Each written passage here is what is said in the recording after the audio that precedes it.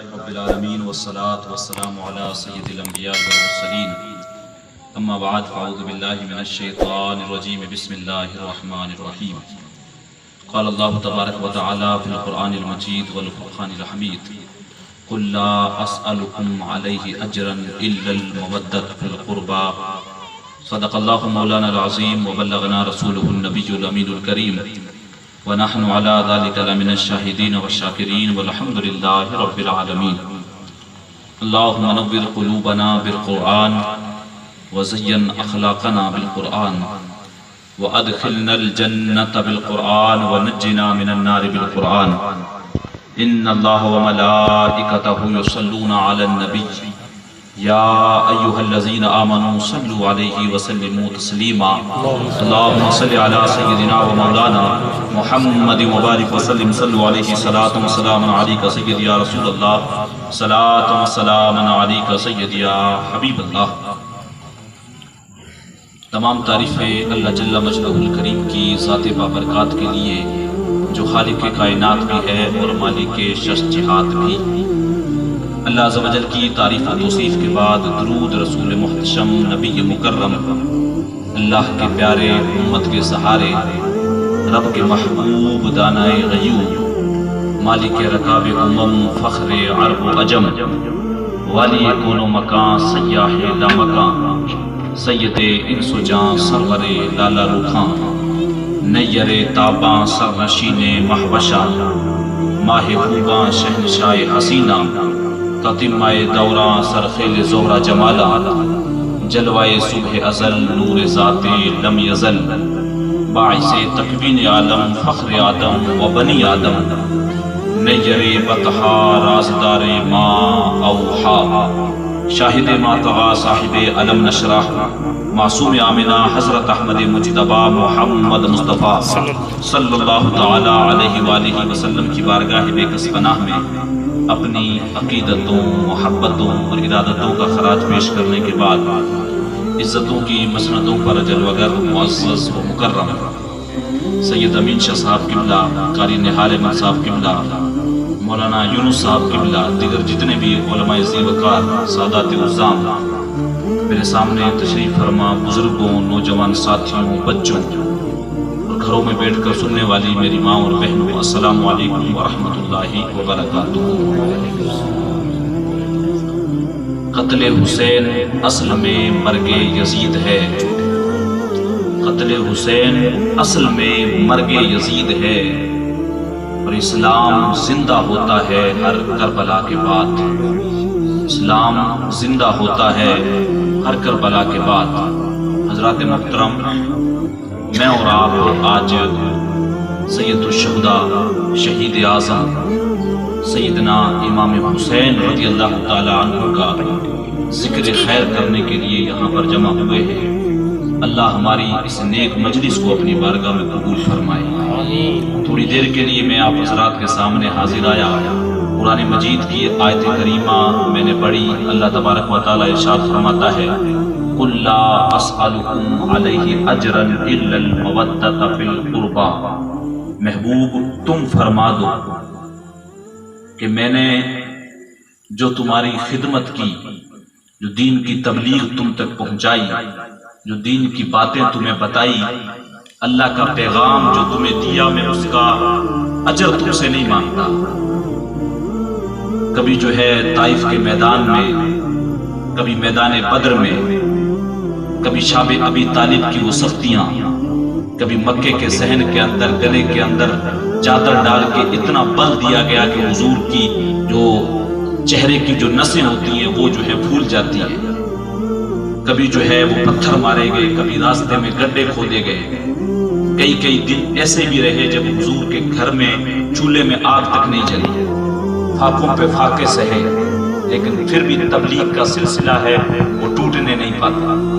طائف کا میدان ہے. حضور علیہ الصلوۃ والسلام جب دین کی تبلیغ کرنے کے لیے جاتے ہیں تو ان لوگوں نے ماننے سے انکار کر دیا، بلکہ روایت تو آتا ہے کہ انہوں نے بدماش لڑکوں کے ہاتھوں میں پتھر دے دیے اور پتھر دینے کے بعد کہا کہ حضور جب راستے سے گزر رہے ہیں تو حضور کو پتھر مارے. معاذ اللہ انہوں نے حضور کے پتھر مارے. اور حضور کے جسم مبارک سے جو ہے وہ خون بہ رہا ہے، اور اتنا خون بہا کہ آپ کی نالے میں مبارک اس میں جا کے خون جم جاتا ہے، خون جم جاتا ہے۔ کہا اتنی تکلیفیں سہی، پتھر بھی کھائے، کئی دن کی بھوک بھی کاٹی۔ خندق جب کھودی جا رہی تھی، صحابہ کرام حضور علیہ الصلوۃ والسلام کی بارگاہ میں آ کے عرض کرتے ہیں کہ حضور بھوک برداشت نہیں ہوتی، اور بھوکے پیٹ جو ہے وہ وزن جو ہے وہ اٹھایا نہیں جاتا، کس طریقے سے خندق کھودے۔ کسی صحابی نے اپنی قمیض کی جو ہے وہ اٹھا کے پیٹ جب دکھایا تو اس پہ ایک پتھر بندھا ہوا تھا، کہ حضور بھوک اتنی ہے کہ اس کی وجہ سے پیٹ پہ پتھر باندھنا پڑا۔ میرے حضور نے جو ہے اپنی قمیض اٹھا کے بتایا تو اس پہ 2 پتھر بندھے ہوئے تھے۔ یہ وہ ذات تھی جس نے دین کی تبلیغ کی تو لوگوں سے کوئی اجر نہیں مانگا۔ کہا لوگوں میں نے طائف کے میدان میں لوگوں سے پتھر بھی کھائے۔ سیدہ عائشہ، سیدہ طیبہ طاہرہ ام المومنین فرماتی ہیں حضور علیہ السلام سے ایک دن میں پوچھنے لگی، حضور ذرا بتائیں تو صحیح، بہت سے بھی سخت ترین دن کبھی آپ کی زندگی میں آیا تھا؟ کیونکہ اس دن حضور علیہ السلام کے کافی صحابہ جو ہے وہ شہید کر دیے گئے۔ حضور کے جو ہے چہرے کے اوپر پٹی بندھی ہوئی ہے، سر سے خون بہ رہا ہے، سیدنا امیر حمزہ کو قتل کر دیا گیا، ان کو شہید کر دیا گیا، اور حضور جو ہے آنکھوں سے آنسو جاری ہیں، بار بار پوچھ رہے ہیں کوئی مجھے میرے چچا کی خبر بتاؤ، کوئی مجھے میرے چچا کے بارے میں بتاؤ۔ تو صحابہ کا یہ خیال تھا کہ حضور پر احد سے زیادہ زندگی میں کوئی سخت دن نہیں آیا۔ سیدہ عائشہ فرماتی ہے میں نے حضور سے پوچھا حضور آپ پر کوئی احد سے بھی سخت ترین دن آیا؟ تو میرے حضور نے فرمایا ہاں عائشہ، طائف کے میدان میں جب میری قوم نے مجھے پتھر مارے تھے وہ مجھ پر اس سے بھی سخت ترین دن تھا۔ حضور ایک قدم اٹھا دیتے ہیں تو وہ دوسرے پہ پتھر مارتے ہیں، جب دوسرا اٹھا کے پہلے والا رکھتے ہیں تو وہ اس پہ پتھر مارتے ہیں، حتیٰ کہ ساتھ میں صحابہ ہیں، حضور سے کہتے ہیں حضور آپ ان کے لیے بد دعا کر دیں، یہ جو 2 پہاڑیاں ابھی آپ دیکھ رہے ہیں اللہ ان کو پیس کے رکھ دے گا۔ جبریل امین بھی حاضر ہوتے ہیں، عرض کرتے ہیں حضور بس آپ لب کھولے، ابھی ان 2 پہاڑیوں کو ملا کے ان کو پیس کے رکھ دیتا ہوں۔ جب صحابہ کا اصرار بڑھا تو حضور علیہ السلام نے دعا کے لیے ہاتھ اٹھا دیے۔ صحابہ کا خیال یہ تھا کہ ابھی حضور دعا کے لیے ہاتھ اٹھائیں گے، اور ہاتھ اٹھاتے ہی جو ہے ان کے لب سے جیسے ان کے لیے بد دعا نکلے گی اللہ ان کفار کو پیس کے رکھ دے گا۔ لیکن میرے حضور نے جب لب مبارک کھولے تو پہلا جملہ زبان پہ کیا تھا؟ اللہم اہد قومی، اللہ میری قوم کو ہدایت دے دے، اللہ میری قوم کو ہدایت دے دے، یہ مجھے جانتی نہیں ہے۔ تو جو ہے حضور نے ارشاد فرمایا طائف کے میدان میں پتھر بھی کھائے، لوگوں نے راستے میں گڈھے بھی کھودے، راستے میں کانٹے بھی بچھائے گئے، گلے کے اندر چادر ڈال کے اس کو بل بھی دیا گیا، 3 دن تک چولہے میں آگ بھی نہیں جلی۔ شاب ابی طالب میں 3 سال تک قید کر کے رکھا گیا، سوشل بائیکاٹ کر دیا گیا۔ آج معاشرے کے اندر کوئی ایک برادری ہو، پورا گاؤں اگر کسی ایک بندے کو اکٹھے ہو کے گاؤں کے ہو جائے گا، حضور کا مکے والوں نے 3 سال تک سوشل بائیکاٹ کر دیا، اور شام ابی طالب کے اندر پتے کھا کھا کے زندگی بسر کی، جو ہے 3 سال تک آپ نے وہاں پر گزارا۔ وہ اتنا سخت ترین جو 3 سال تھے، کہا اتنی تکلیفیں سے ہی لوگوں سے پتھر بھی کھائے، راستے میں گڈھے بھی کھودے گئے، لیکن میں نے تم سے اس کا اجر نہیں مانگا، کبھی بھی میں نے اس کا بدلہ نہیں مانگا تم سے۔ لیکن کہا اللہ نے جو ہے حضور کی زبان سے کہلوایا قُلْ لَا أَسْأَلُكُمْ عَلَيْهِ أَجْرًا إِلَّا الْمَوَدَّةَ فِي الْقُرْبَى، لوگوں میں نے دین کی باتیں تم تک پہنچائی، میں نے اللہ کا پیغام تم تک پہنچایا، میں نے خدا کے راستے میں اتنی تکلیفیں سہی، لیکن میں نے کوئی اجر نہیں مانگا۔ إِلَّا الْمَوَدَّةَ فِي الْقُرْبَى، ہاں تم سے ایک چیز مانگتا ہوں، میرے اہل بیت سے، میرے گھر والوں سے محبت کرنا، میرے قرابت داروں سے محبت کرنا۔ بلکہ سیدنا زید بن ارقم سے روایت ہے کہ حضور غدیر خم، یہ ایک جگہ ہے مکے اور مدینے کے درمیان، حضور وہاں پر تشریف فرما ہے اور لوگوں کو مخاطب کر کے کہنے لگے، لوگوں کو جمع کیا اور لوگوں کے سامنے آپ نے خطبہ دیا، فرمانے لگے یا لوگوں انا تارک فیکم الثقلین، لوگوں میں تمہارے درمیان 2 بھاری بھرکم چیزیں چھوڑ کے جا رہا ہوں، 2 بھاری بھرکم چیزیں چھوڑ کے جا رہا ہوں۔ اولہما کتاب اللہ فیہ الہدی والنور، کہا پہلی تو جو ہے میں تمہارے درمیان اللہ کی کتاب قرآن چھوڑ کے جا رہا ہوں، اور دوسری ارشاد فرمائی، اور پھر ارشاد فرمایا دوسری چیز وثانی اہل بیتی، اور دوسری چیز میرے گھر والے چھوڑ کے جا رہا ہوں۔ दो चीजें तुम्हारे दरमियान छोड़ के जा रहा हूं। और फिर मेरे हुजूर ने इरशाद फरमाया उज़क्किरुकुमुल्लाहु फी अहली बैती, उज़क्किरुकुमुल्लाहु फी अहली बैती, उज़क्किरुकुमुल्लाहु फी अहली बैती। 3 मर्तबा मेरे हुजूर ने इरशाद फरमाया खबरदार लोगों, मैं तुम्हें जो है अपने अहले बैत के मामले में अल्लाह से डराता हूं। खबरदार उनके साथ ज्यादती मत करना, उनके साथ जो है कोई नाइंसाफी ना करना। हुजूर ने इरशाद फरमाया उज़क्किरुकुमुल्लाह, मैं तुम्हें अल्लाह से डराता हूं। मेरे घर वालों के साथ जो है अच्छे मामलात करना, मेरे अहले बैत के साथ मोहब्बत करना। बल्कि मेरे हुजूर ने इरशाद फरमाया कहा अगर तुमने कुरान का दामन मजबूती से पकड़ लिया, 2 चीजें छोड़ के जा रहा हूं, पहली कुरान, दूसरे अहले बैत। एक हाथ में तुमने कुरान को रखा और दूसरे हाथ में अहले बैत नबूवत का दामन रखा, लन तदिल्लु बादी, मेरे बाद तुम कभी गुमराह हो ही नहीं सकते, कभी भी तुम गुमराह नहीं हो सकते। लेकिन एक हाथ में तुम्हारे कुरान और दूसरे हाथ में तुम्हारे जो है अहले बैत का दामन, कभी कोई गुमराह नहीं हो सकते। मेरे हुजूर ने जमानत दी है कि कुरान को रखना। आज हमने क्या किया, कुरान को भी छोड़ दिया, अहले बैत नबूवत का दामन भी छोड़ दिया। आज जो मुआशरे के अंदर फैली हुई ये गुमराही, ये जो फैली हुई एक बेअमनी है, और मुआशरे जो है वो कई एक फिरकों के अंदर जब कौम हमारी बट गई है, उसका सबसे बड़ा रीजन ये है कि जो है हमने कुरान को भी छोड़ दिया, हमने अहले बैत नबूवत के दामन को भी छोड़ दिया। हुजूर ने तो इरशाद फरमाया था अगर तुम कुरान और अहले बैत मजबूती से पकड़ लोगे कभी भी गुमराह नहीं हो सकते। तो सवाल ये पैदा होता है फिर ये आज ये 72-73 फिरके कैसे पैदा होते हैं? कोई अपने हाथ में झंडा उठा के अपने आप को देवबंदी कह रहा है, कोई अहले हदीस कह रहा है, कोई क्या कह रहा है, कोई शिया कह रहा है। ये इतने फिरके कैसे फट गए? तो इसका बड़ा सादा सा बड़ा सिंपल सा जवाब है कि किसी ने अपने हाथ के अंदर कुरान पकड़ के कुरान के साथ मजबूती के साथ खड़े रहने का दावा तो किया, लेकिन उसके दिल के अंदर अहले बैत नबूवत का बुग़्ज़ पलता रहा, वो अहले बैत से नफरत करता रहा, तो वो उस वजह से बर्बाद हो गया। और किसी ने जो है वो अहले बैत नबूवत का दामन तो थामा, लेकिन जो है सहाबा का और कुरान पे अमल नहीं किया, कुरान को छोड़ दिया, तो बाकी इस वजह से गुमराह हो गए। लेकिन अहले वल सुन्नत वल जमात मेरे सामने बैठे हुए मेरे सुन्नी मुसलमान भाइयों, मुबारक हो। हमारी हालत ऐसी है कि हमारे हाथ में एक हाथ में कुरान है तो दूसरे हाथ में अहले बैत नबूवत का दामन है, दूसरे हाथ में अहले बैत नबूवत का दामन है। मेरे हुजूर ने जो है जमानत दी है लन तदिल्लु बादी, मेरे बाद तुम हरगिज़ गुमराह हो ही नहीं सकते। लाजिम यह है कि कुरान को भी पकड़े रखना, अहले बैत नबूवत को भी पकड़े रहना। बल्कि जो है सैयदना गालिब इब्न अब्बास रज़ियल्लाहु तआला अन्हु से रिवायत है, हुजूर ने इरशाद फरमाया एक शख्स है, आप में से कुछ लोग होंगे जो हज पे या उम्रे पे गए, जब आप काबे शरीफ के पास जाते हैं तो वहां एक मकाम इब्राहिम है, जहां पे हाजी या उम्रा करने वाले 2 रकात नमाज पढ़ना अपने लिए शर्फ समझते हैं। हुजूर ने इरशाद फरमाया कि एक बंदा है काबे के पास मकाम इब्राहिम पे नमाज पढ़ता है, रोजे भी रखता है, लेकिन वो मरा इस हालत में है कि उसके दिल के अंदर अहले बैत का बुग़्ज़ है।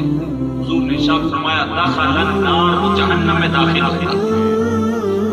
कितना बुलंद मकाम है मकाम इब्राहिम, वहां पर वो नमाज पढ़ रहा है, रोजे भी रख रहा है, लेकिन उसके दिल के अंदर अहले बैत नबूवत से बुग़्ज़ है, उनसे हसद रखता है। हुजूर ने इरशाद फरमाया जन्नत में दाखिल नहीं होगा, होगा जहन्नम में दाखिल होगा, जन्नत में जा नहीं सकता। बल्कि मेरे हुजूर ने तो यहाँ तक इरशाद फरमाया लोगों खबरदार, मेरे घर वाले तुम्हारे दरमियान नूह अलैहिस्सलाम की कश्ती की तरह है, जो उसमें जो है सवार हो गया वो बच गया, जो नहीं सवार हुआ जिसने अहले बैत नबूवत का दामन पकड़ लिया वो तो फिर बच गया, और जिसने छोड़ दिया वो डूब गया। आज अब सोशल मीडिया का जमाना है, नौजवान नस्ल हमारी बैठी हुई है, सोशल मीडिया पे आपको बहुत से जो है टाई लगाए हुए, कोट पैंट पहने हुए, मुख्तलिफ सूरतों में बहुत सारे जो है लोग मिलेंगे, तो ये बड़े जो है वो छोटे मुंह से बेशर्मी के साथ ये बात कहते हुए नजर आते हैं कि इमाम हुसैन और यजीद के दरमियान जो जंग हुई है वो कोई ज्यादा उसको अहमियत देने की जरूरत नहीं है, वो 2 शहजादों की लड़ाई थी। ये इस तरीके से जो है वो नई नस्ल का, नौजवान नस्ल का ईमान खींचने की कोशिश करते हैं और बताते हैं कि दोनों सहाबी रसूल के बेटे थे, उनकी आपस में जंग हुई, ये 2 शहजादों की जंग थी। साहिबों, ये 2 शहजादों की जंग नहीं थी, ये हक और बातिल की जंग थी। امام حسین وہ امام حسین جو حضور کی گود میں پلے، وہ امام حسین جن کو حضور نے اپنا لعاب دہن پلایا، وہ امام حسین جو حضور کے سینہ مبارک پہ کھیلتے رہے، وہ امام حسین جب حضور جن کے لیے سجدہ لمبا کرتے، وہ امام حسین جن کے لیے میرے حضور ارشاد فرمائے جس نے امام حسین سے امام حسن سے محبت کی اس نے مجھ سے محبت کی، اور جنہوں نے ان سے نفرت کی انہوں نے مجھ سے نفرت کی، اور جنہوں نے جو ہے مجھ سے نفرت کی گویا جو ہے انہوں نے جو ہے اللہ تبارک و تعالیٰ سے نفرت کی۔ ایک حدیث پاک کے اندر آتا ہے کہ جنہوں نے ان کو تکلیف دی انہوں نے مجھے تکلیف دی، اور جنہوں نے جو ہے مجھے تکلیف دی گویا انہوں نے اللہ کو تکلیف دی۔ تو یہ آج اس دور کے اندر کچھ ایسے لوگ آپ کو ملیں گے جو ہے بڑی معاذ اللہ بے شرمی کے ساتھ یہ کہتے ہیں کہ دو شہزادوں کی جنگ ہے، اور آج بھی رسول اللہ کو نصیحت دے رہے ہیں یہ دو شہزادوں کی جنگ نہیں تھی، یہ حق اور باطل کی جنگ تھی، کیونکہ سیدنا امام حسین کی تربیت جو ہے حضور علیہ السلام کی گود میں ہوئی۔ حق اور باطل میں فرق جانتے تھے، انہوں نے جو ہے یزید کی بیعت اس لیے نہیں کی، اس کو پتا تھا یہ پھانسی کو پھانسی ہے، یہ شرابی ہے، یہ نمازیں چھوڑنے والا ہے، اس کے ہاتھ میں اگر سیدنا امام حسین بیعت کر لیتے تو کل قیامت تک لوگوں کے پاس یہ دلیل ہوتی کہ جب جو ہے نواز رسول نے یزید کے ہاتھ میں بیعت کر لیے تو ہمیں کیا جو ہے وہ ضرورت پڑی ہے کسی ظالم کے خلاف کھڑا ہونے کی۔ تو لوگ جو ہے وہ سر جھکا کے ہر کسی ظالم کے سامنے جو ہے وہ اپنا سر جھکا دیتے اور اس کے ساتھ ہو جاتے، لیکن امام حسین رضی اللہ تعالیٰ عنہ نے آنے والی جو ہے قیامت تک لوگوں کو یہ درس دیا ظالم کتنا بھی بڑا طاقتور ہو اس کے سامنے کبھی اپنا سر نہیں جھکا بلکہ ہمیشہ حق کے ساتھ کھڑے رہے۔ حضور علیہ السلام نے بھی جو ہے درس دیا، امت کو درس دیا کہ میرے اہل بیت نبوت سے محبت کرو، ان کا دامن نہیں چھوڑنا، ان کے ساتھ ہمیشہ مضبوطی سے کھڑے رہے۔ ہرات ایک جگہ ہے، ہرات اس جگہ کا نام، وہاں پہ کوئی ایک سید زادی رہتی تھی، ان کے شوہر کا انتقال ہوا۔ جب شوہر کا انتقال ہوا تو ان کے پاس کچھ بچے بھی تھے، تو اب وہ ہرات سے سفر کر کے سمرقند آ گیا۔ جب سمرقند آتی ہے وہ تو وہاں آ کے پتہ کرتی ہے لوگوں سے کہ یار مجھے بتاؤ کہ کوئی ایسا بندہ بھی ہے جو خدا کے لیے میری مدد کرنے میں بڑی مخلوق الحال ہوں، بڑی مجبور ہو رہا ہوں، اور میں حضور علیہ السلام کی آل میں سے ہوں۔ لوگوں نے کہا سمرقند کے اندر دو لوگ ہیں، ایک مسلمان ہے اور دوسرا مجوسی ہے، آگ کی پوجا کرنے والا، دونوں ہی بڑے سخی ہیں، بڑی خیرات کرتے ہیں۔ تو شہزادی رسول کہنے لگی میں تو مسلمان کے پاس جاؤں گی، میں مجوسی کے پاس کیوں جاؤں؟ تو مسلمان کے پاس گئی اور جا کے کہنے لگی میں شہزادی رسول حضور کی آل سے مفلوق الحال ہوں، شوہر کا انتقال ہو گیا، بڑی مجبور ہوں، آپ میری مدد کر دیں، رہنے کے لیے کوئی مکان دے دیں، کچھ کھانے پینے کی چیزیں دے دیں۔ تو وہ مسلمان کہنے لگا تمہارے پاس اس چیز کا کیا ثبوت ہے کہ تم حضور کی نسل سے، تمہارے پاس جو ہے اس چیز کا کیا ثبوت ہے تم حضور کی نسل سے؟ شہزادی کہنے لگی میں کوئی شجرہ ساتھ میں تو لے کے گھوم نہیں رہی، تم بھروسہ نہیں کرتے، نہ کرو، تمہاری مرضی ہے۔ اس مسلمان نے جو اپنے گھر سے بھیج دیا، اب یہ مجبور تھی بیچاری، تو اس مجوسی کے پاس گئی اور اسے جا کے بتایا میں شہزادی رسول ہوں اور مفلوق الحال ہوں، بڑی پریشان ہوں، تو میری مدد کرو۔ جب اس مجوسی نے یہ سنا تو اس مجوسی نے جو ہے اس کو رہنے کے لیے ایک گھر دے دیا اور ضروریات کی چیزیں بھی دے دی۔ اب جب رات کا وقت آیا اور یہ مسلمان بھی جب سویا، جب نیند میں تھا تو دیکھتا کیا ہے کہ جنت میں ٹہلتے ٹہلتے جنت پہنچ گیا۔ جنت میں جب پہنچا تو اس نے دیکھا کہ ایک بڑا خوبصورت محل بنا ہوا ہے اور حضور علیہ السلام وہاں پر تشریف فرمائے۔ تو یہ دوڑتا ہوا حضور کی خدمت میں گیا اور عرض کرنے لگا حضور یہ محل کس کے لیے؟ حضور نے فرمایا یہ تو ایک مسلمان کے لیے۔ تو عرض کرنے لگا حضور یہ مجھے دے دے، میں بھی تو مسلمان ہوں۔ کیا کہنے لگا؟ میں بھی تو مسلمان ہوں، حضور یہ مجھے عطا کر دے۔ حضور نے ارشاد فرمایا تمہارے پاس کیا ثبوت ہے کہ تم مسلمان ہو؟ تمہارے پاس کیا ثبوت ہے کہ تم مسلمان ہو؟ آؤ اپنا شجرہ۔ اب ساری بات اس کے ذہن کے اندر آئی کہ شہزادی رسول آئی تھی، اس نے پوچھا تھا تم سید زادی ہو، تمہارے پاس شجرہ کہاں ہے؟